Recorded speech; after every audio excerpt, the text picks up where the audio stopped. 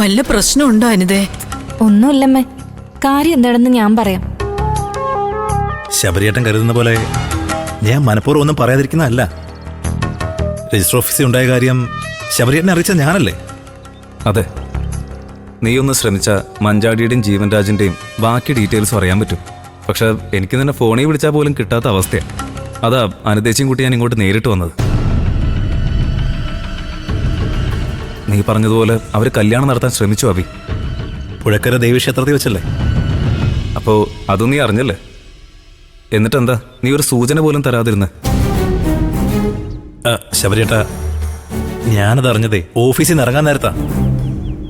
അതും തുരുത്തിലുള്ള ഒരാള് ആ രാജനോട് സംസാരിക്കുന്ന കേട്ടതാ. ഏതായാലും ആ കല്യാണം അവർക്ക് നല്ല രീതിയിലൊന്നും നടത്താൻ കഴിഞ്ഞിട്ടില്ല. വെറും ഒരു മാലയിടൽ മാത്രമേ നടന്നിട്ടുള്ളൂ. അപ്പോഴേക്കും ഞങ്ങൾ അവിടെ എത്തി. എന്നിട്ട് നിങ്ങളവിടെ എത്തിയിട്ടും അവരുടെ കാര്യത്തിൽ തീരുമാനം ഉണ്ടാക്കാൻ നിങ്ങൾക്ക് കഴിഞ്ഞില്ലേ? ഇല്ല ബി, ഞങ്ങളെ കണ്ടതും അവർ വള്ളത്തിൽ കയറി രക്ഷപ്പെട്ടു പോയി. ഇന്ന് രാത്രി അവരെവിടെയായിരിക്കും തങ്ങുന്നതെന്ന് ഞങ്ങൾക്ക് അറിഞ്ഞേ പറ്റുള്ളൂ അബി. അവര് തുരുത്തിലേക്ക് തന്നെ തിരിച്ചെത്തുന്ന ഞാൻ അറിഞ്ഞത്. ഇനി ഇന്നവരെങ്ങോട്ടും മാറില്ല ശബരിയേട്ടാ, പ്രത്യേകിച്ച് നിങ്ങൾ അവരെ കണ്ടതുകൊണ്ട്. അപ്പോ തുരുത്തി പോയാൽ എന്തായാലും അവരെ കാണാലോ അല്ലേ? അതിന് നിങ്ങൾ തുരുത്തിലേക്ക് എങ്ങനെ പോകും?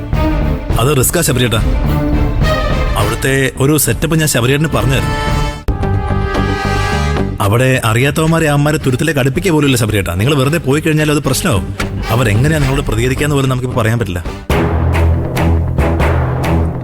ഞങ്ങൾ ഇവിടെ തന്നെ ഇല്ല, എത്തിയില്ല. കുറെ നേരമായി